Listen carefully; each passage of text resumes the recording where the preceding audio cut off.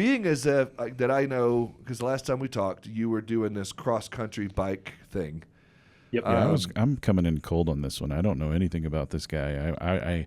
I really want to know, like, what is this? This guy took stuff off on the back wall. This guy took off. Yeah, he took off from the East Coast and rode all the way across. West Coast to East Coast. My bad.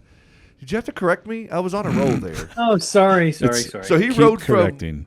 from West Coast all the way to East Coast, like kind of like Forrest Gump. He just kept on riding, and just went all the way across. And how long did it take you to do that? What was your thing? Like he slept on the road, did everything. Like it was crazy. Go ahead. Yeah. 4,111 miles, a little less than 8 weeks. Averaged about 85 to 90 miles a day, carrying all my own gear. Camped, motels, hotels, stayed with family at one point, and some friends, but yeah, totally solo. And it was an amazing experience. I originally had planned to do it in 2020, Yeah. so that didn't happen, and so I ended up resetting for 2021, and I was going to visit agencies along the way and talk with them about their journey and tie it in with my journey, and that wasn't going to fly either, because pretty much every time I went through, the offices were closed and people were working remotely, and who wants to be face to face with somebody who's traveling all the way across the country? It's like a disease carrier or something. And I'm sure you smelled really bad because you were on the highway and roads. No, I'm always fresh. And and so but I did spend a ton of time on that, just in my own head, and really thinking about what would have been, but also thinking about agencies and their technology, and how we could best as a team sort of help them out. And our team had been really focused on marketing as a solution, and as I'm going, I'm thinking that's not necessarily it. A lot of times people think about oh yeah, I need to get more leads, and I'm like, okay, well, tell me, what's your close rate? Yeah. And what's your retention like, and how many policies do you have per client? And so I sort of changed up the whole way I thought about it, and we built a sort of a structure after that, from first touching a client, a prospect, to all the way through renewal, what that relationship looks like, and how you create a customer experience, an employee experience. All this on your bike ride, huh? Yeah. That's I mean, awesome. I came back and I built this awesome presentation, and and this sort of structure. Dude, That's that all is in his head, like as he's writing. That's This is amazing. Funny. Okay, so would you rather ride across the country or ride a bike in a uncomfortable, like rock hard seat, or handlebars are in the wrong positioning? Ooh, that's a really good question.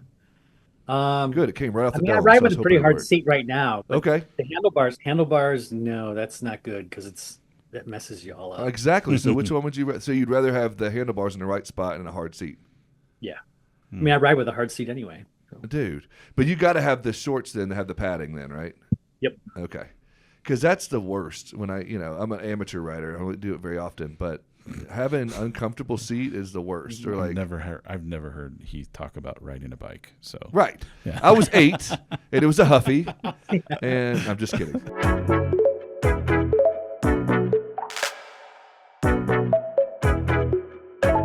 Okay, so again, riding from West Coast to East Coast, you're a Seattle guy, and Seattle's kind of known for innovation. Do you think that mindset influences the way you think about InsurTech or think about agency growth, things like that? Is that influenced by where you're from? Well, I didn't grow up in Seattle, but I've lived here the better part of my life. And, I would say, I've always been like tech curious and sort of seen it as an enabler. And, I used to build my own computers back in the day. I ran a newspaper website during the dot-com bubble in the late 90s. But I am living in the birthplace of Amazon.com, and in other startups, a ton of them. And, I bike by the Amazon headquarters campus when I go to work, and so it's certainly top of mind. And, and I think in my role with Agent for the Future, it's the perfect mindset to have. We're always searching for that technology or that next thing that agencies can implement to be ready for the future. And that's the thing with you brought up Amazon. And I use Amazon as an example of just about everything because I think they influence so many different sectors, especially insurance and like customer experience. I tell people all the time, Amazon's, training our customers to expect things a certain way. Like Now I feel like I could wake up and think about something, and there's a box on my front porch, Right. or, I could think about it, and Alexa's already taken care of that for me or whatever. So Amazon's a big part of my family's life, and I'm trying to get my wife to slow down on her orders, but it's Yeah, tough right. to do. It's not going to Yeah, happen. right. But yeah, so Amazon does influence a lot of those things, and so I wonder, again, going back to some of that answer of your question of like being in that, immersed around all of that. Do you feel that that is continuing to change the landscape, and that is influencing the insurance decisions that people are making? Sure. I mean, I think, Amazon and all the others out there that do that kind of stuff, they set the expectation. It's Yeah. not the other agency down the block that sets the expectation. It's Amazon. And I always ask agencies, it's like, what is the experience of buying insurance from your agency like? Yes. Is it something that you say, wow, that was great? Or is it like going to the DMV?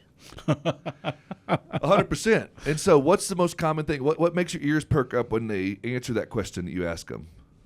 It's funny because when I ask them that question, you can see their minds just start the wheels start to turn. And I'll ask them, it's like, okay, so have you ever, do you talk to your customers and ask them what the experience was like? Do you have a trusted friend who could go Yeah. through the process and tell you like it really is? It's we get used to working in certain ways, and these things, you just don't spot them until somebody points them out to you. Yeah, I think you're right. I think that's so important that we do have our finger on the pulse when it comes to that customer experience. And I think asking that question is a huge question to ask. I ask that question a lot as well. And sometimes you can see that like ghostly white, like fear rush of like, oh, I haven't thought about that yet. Or that experience is probably bad. Yeah, and I think the agencies that are really trying to succeed, not those lifestyle agencies, they're going to put some Yeah. effort into it. And it's like, I mean, you do see agencies that really put a lot of thought into it, and those are the ones that I learn a lot from, and I bring those things back to other agents. 100%. And again, you brought up 2020 a little bit ago, whether we were recording it or not. But obviously that was, in my opinion, that was like life before and life after. The pandemic. I'm a big Avengers fan, so it's like life before the blip and life after the blip. Yeah. And so I kind of feel like that was foreshadowing of like what was really going to happen in our world. But I think about that, and again, as you were on this, however many 4,000 mile, whatever that bike ride was, and you're thinking about all of these types of things and agent for the future and all of these things. What is some of those big significant things that you've seen that has revolutionized or evolutionized, whatever the word, our industry? Is it technology? Is it InsurTech? Is it AI? Is it generative? Is it all the above? What are some of those things you think are standing out the most to you? Yeah, I think the customer experience, in general has changed because of that. And, agencies, I talk a lot too about like disaster planning and business continuity with agencies as well. And the things that agencies who are prepared with that did really well, in transitioning during COVID. And it's changed things, I think, forever. We're working remotely more frequently now. We're able to pick up and make a virtual office essentially, wherever we settle down. So that's changed a lot of things, and it's really also too is thinking about the customer and how what their expectation is. And I like to say it's like it's not a matter of you don't say to a customer, I want you to do business with me the way I want you to do business with me. It's like I'll meet you where you are. And so there are a lot of changes because of that. It's a lot of both and kind of things. So yes, you can have an office, but yes, you may also want to do something like this where it's virtual, or you may want to have a chat bot. Yeah. There's all those different things. There's all kinds of things, but I'm also seeing now we're 5 years into this post-pandemic. I'm seeing agency or people going back to offices now. I thought I'd never see that, but even here at Vertafore, we're seeing a lot more people coming back into the office, and I think a lot of it has to do with people are missing that relationship aspect and being in front of people. Orange Mike, did you have something you wanted to Yeah, well, I actually kind of wanted to speak to the idea of the before the blip and after the blip. Do we even see that it's this, like we're so far into this, but is it even close to like knowing that there's the difference in what we're looking at as like this is the future now? Or are we still trying to figure Or is it that the out? new norm? what is the new norm? Is Yeah, that really kind of Yeah. set in stone yet? good question. Yeah, it's a great question. I mean, I think it's hybrid future is probably a more likely scenario. We're already seeing things here. Amazon's gone to 5 days a week. Starbucks just said they're going back to 4 days a week and in the office. And people do crave that in-office experience too. And I get a lot out of it personally. There's those chance encounters and there's those opportunities to have those face-to-face conversations. Those are great. I also love the time where I can sit here in my home, in my basement office, and have my head down and get some stuff done. That sometimes it's a little bit more difficult to do in a busy office space. So there's a mix there, and I think you're seeing a lot of some Yeah, employees get great at, yeah, oh sure, I'll do 5 days a week. I also fear, though, I was just talking with somebody about this just yesterday, is that do the people who stay for the 5 day in the office week stay because they're the best or because they fear not being able to find another job? And are the people who really are good, are they leaving to go to some place that has hybrid? And so yeah. are you, where's your talent? I don't know what the answer is to that, but I think we're going to see years from now there are some impacts from that are very unintentional, and probably not super beneficial for a lot of businesses that are very hard Yeah, on. and I think back to your both and thing, I think you see that in the scenario you just brought up. There's because everybody across the country is so different in the way they're raised, the way that happens. It's hard to have someone remotely. I'm in Arkansas, so if I hired somebody from Seattle to talk to my clients in Arkansas, it's going to be a night and day. By the way Mhm. you talk, the way you think, the way you are. I mean, so much more tech forward and innovative thinking and whatnot than someone in Arkansas. It's going to be different. Not that I'm saying anything bad about either one.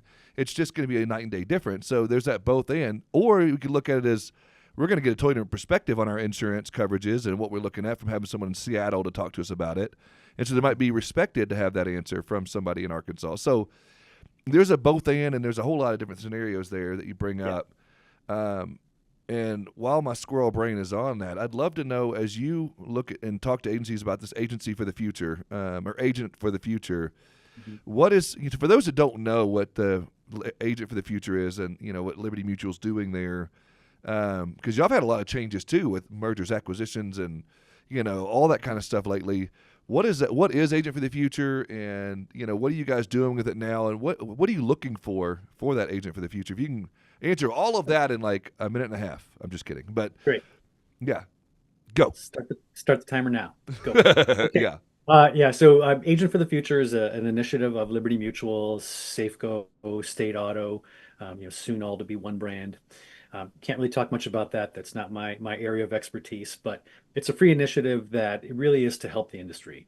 How to you know embrace the future and figure out ways to succeed at it. And myself as an Agent for the Future advisor, our role is to again go out and talk with agents, present, be thought leaders, to be small business consultants for our independent agents, and really sort of help them figure out what their next best steps might be based on their specific situations. So it's super varied, and yeah, so that's like the short answer of it. This year, we've got two big initiatives going on, one on employee wellness.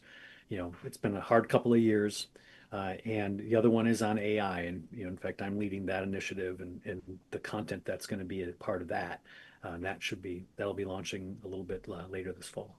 so talk to me a little bit about obviously those two letters are huge right now everywhere for the last Mhm. couple of years, and I would love to hear as someone who's been in this industry for a little while, someone that, but now you're seeing again going back to change, innovation, and post blip and whatnot.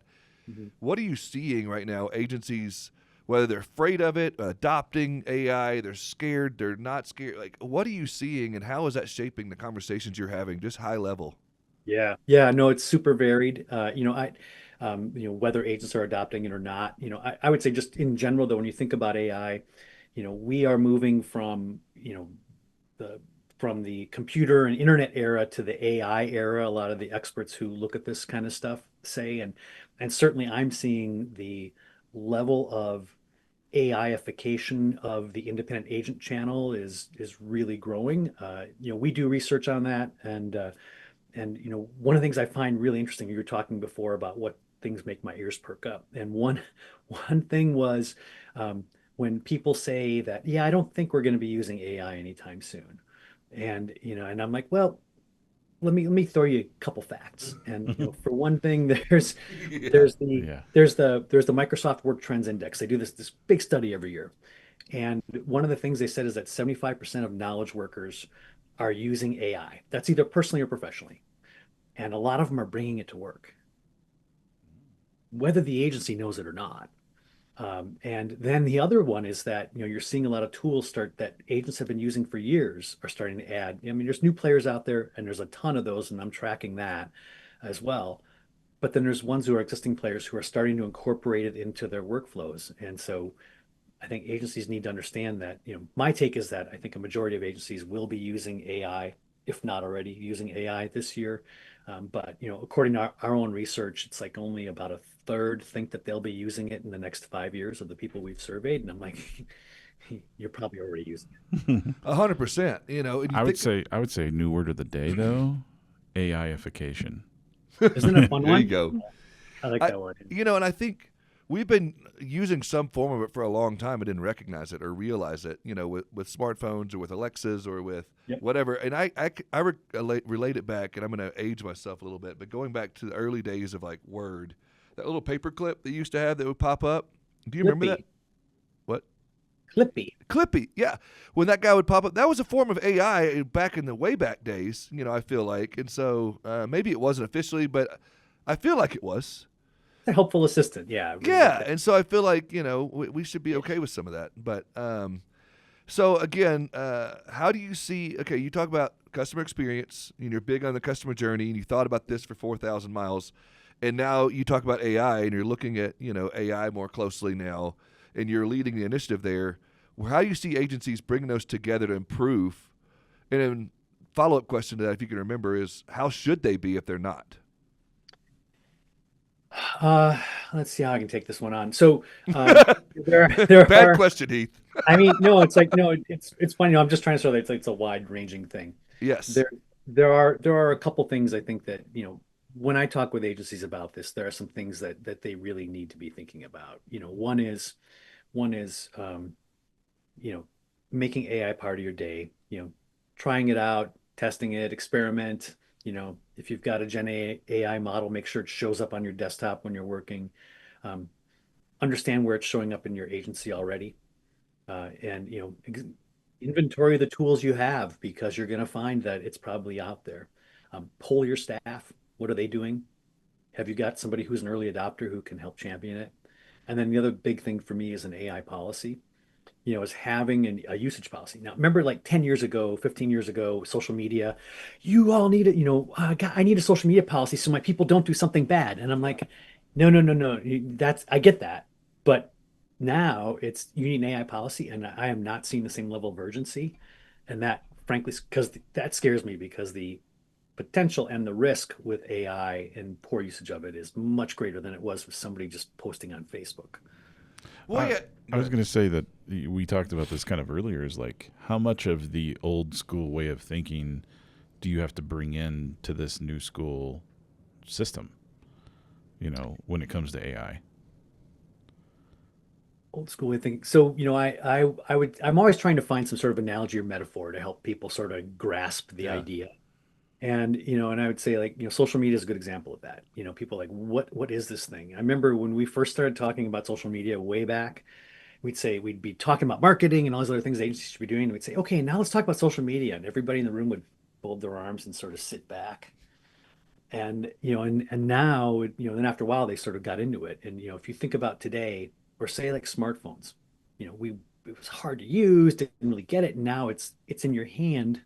Yeah, we have a computer in our back pocket at all times. Constantly, right? And you're just used to using it, and used to using social media and updating all these kinds of things. AI is going to be very much like that. It's just going to become part of your day. And, I think the sooner you get involved with that and trying to figure it out, the better off you're going to be. Yeah, we were talking in a marketing meeting here at Vertafore, and someone, used the terminology of human in the loop. And I love that terminology. It's a couple of times, I think it's the third or fourth time I've heard it. And the more I hear it, the more I'm like, yes, because people are afraid. but it still makes, it still makes mistakes. It still needs to be learned. It still has some things that you need to do. There still needs to be a human in the loop. And so I think that's fascinating. Again, to what you're saying, it's not going to replace anything. It's not going to change, in such a way that you're going to be out of a job or it's going to replace something rather. But you still need to have a human in the loop. I do think it's going to open up more opportunities and more jobs, for that matter, of people that are be managing the AI, managing the agents that are on AI, that kind of component to it. I'm wondering if you're seeing that yet in agencies. Are agencies hiring AI coordinators or AI whatever? I've not seen that so much. Only in a few agencies. The one, some of our Agent for the Future award winners are at that level, but that's why they're winners, because they're doing that at a level that's so much higher than Yeah. everybody else. But I really, though, I would say about this is I think about, the real potential for AI is that, um, it's an enhancer or an enabler for people. Everyone from the CSR to the CEO has the opportunity to make their lives easier using AI to find efficiencies and ways to, power up their job. I mean, even if it's only 1% better every week in terms of efficiency, that's still meaningful. I mean, there's 52 weeks in a year. If you're doing 1% a week, that adds up. And I look at it as you're enhancing human capabilities. You're not replacing. There's Yeah. Zach Cass is a futurist. He's used to be the what was it, head of go-to-market for OpenAI, and he spoke at InsurTech Connect last year, and really got a lot out of his session. And I think one of the things that he was talking about was that using adaptability as a strategy. Oh, And interesting. and Yeah. so he's saying basically that be a continuous learner, Yeah. experiment with stuff, embrace change, and I like this one too, and be willing to pivot. Yeah. There's plenty of things that people have done. They keep doing the same thing. It's like banging your head into the wall. It's like it's not going to change anything. Try maybe moving like a step to the right and walking through the door instead. And or Yeah. and be strategic about implementing AI. He talks, you look at what Microsoft and Salesforce and other companies are saying is that we're going to be managing AI agents in the future. So We we'll all are. be bosses of AI agents. And you're starting to see the agentic AI stuff come in. I still think it's what people say is agentic is really not necessarily, but you are going to have AI helping you out with things, and then you're going to make the decision. Yeah, going back to the pivot thing, I always use the analogy of the cruise ship and the speedboat, and so as an industry, I think we can, it's easy for us to be that cruise ship. It's been around for 100 years. It's big, Yep. gigantic, can't move, can't pivot. But if we could change our focus to be more like a speedboat and try to change directions, and if it doesn't work, we just pivot right back because we're a speedboat. We can get right back where we were. And same thing in your agency, same thing whether you're a big agency, small agency. I love that that you brought up pivoting too, because I think it's so important, and it validates my thought process. So I don't sound like a dum dum when I say it, but I do. Thank you, Dale. You're such a good cheerleader for me. I need that in my life. So as we wrap up, which I can't believe it's time to do that already. I've loved this conversation and talking through this, but um, I got a couple more quick questions for you. So if so going back to, you've already answered this in some sort of way, but I would love to ask officially, like, agencies that want to kind of dip their toe in that instead of just sitting back and doing that, Mhm. if they want to dip their toe in AI, if they wanted to get involved, they want to start somewhere with using technology, even AI, however you want to answer that. But I know you're on a big AI kick right now. Like, how would they do? Like, what would be their first step in that direction from you, from Uncle Dale? I like the generative AI models, the Chat GPTs, Perplexity, Claude, all those other ones like that, at least trying those things out. I'm actually just having a lot of conversations here internally just about how you ask it the right questions the right way. The There's prompting of it, a yeah. whole thing around prompting, but AI is to the point now where you can say, "Here's what I want to accomplish. Can you help me write a prompt that will help me answer this question that I am trying to, or this challenge I'm trying to solve for?" So it's smart enough now to tell you how to write a good prompt. But I think the point of that is that it gives you that opportunity to try it out, to see what it's capable of. I always love telling people, look, if you don't know what it can do, ask it, can you do this? You Yeah, know, X. And you that's may be good. surprised. But it's what I like about that is that's sort of the foundational thing. And then when you start using tools in your agency that have it in it, you understand why it's asking you certain questions or it's configured a certain way, because it's basically taking that prompting layer and building it into the technology itself. So you don't have to know how to prompt. You just have to answer a couple questions or change a couple settings Yeah. to get. Well, that's one of the things I've heard a lot of people that are setting up these AI agents. They'll have it ask them questions. Here's the outcome I'd like to receive. Can you ask me some questions to help me get there? So I love what you just said there. Now, if you take high level, like Agent for the Future, all the things that you guys are involved in, you're involved in, what advice would you give an agency just to be a good agent for the future and to be prepared for, what's coming or anticipate that? Yeah, and certainly, I mean, like AI and all this other stuff, and the pace of technological change, I know it can feel scary. There's a lot of hype out there. I think agencies need to figure out how to, what is the thing that they should be focusing on, and not try to do it all at once. Yeah. So I suggest things like, hey, Agent for the Future, we help with that. We help sort of pointing out how agencies are finding success. We coach agencies, but also, though, I think it's really important for you to be talking with your peers. Whether it's at conferences like Accelerate or the NetView user group, which is a super active group. I learned a lot on there myself and contribute to it. Or other networks you're associated with, talk to other people and see what they're doing. It's always way more helpful, I think, when one of your peers says, "This is what I'm doing to succeed," versus me telling you what you should do to succeed. Because Love it. they've lived it. Yeah, so that's kind of what I think about that way. And again, that adaptability is a strategy that Zach Katz talks That's about. really good. I like that a lot. Dale, thank you so much for hanging out with me today again and being able to catch up after 4 or 5 years. And so let's not make it another 4 years before we talk again. I was going to say, yeah. We need to. At that point, yeah. I'll be off the bike probably at that point. Maybe I'll be a better rider by then. But again, I appreciate it. I thank you for sharing. If people wanted to learn more about, Agent for the Future or what you guys are doing on AI front and all the things you're doing, where would they be able to do that? Would it be a website, at LinkedIn? Where would you find that? Yeah, agentforthefuture.com. Pretty Awesome. simple. And if they want to connect with you, is that LinkedIn, social media? LinkedIn is great. I've also got connection points on agentforthefuture.com. Awesome. Audience, thank you guys for being here, hanging out with Dale and Chad and I. Hopefully this conversation was a big help for you. In fact, I know it was. Put a comment in the YouTube or wherever you're listening to this and let me know that. We always enjoy the engagement.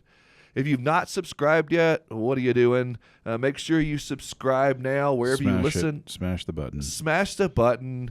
Do the thing. Make sure you check them all out because we've got some great recordings coming out. Thank you for that. You look like you're on a game show there, hitting the button. Yeah. But make sure you do all the things because we want to hear from you. We want to grow with you. We want to have you a part of our family and be a VIP. So thank you again, guys, and I will see you on the next one.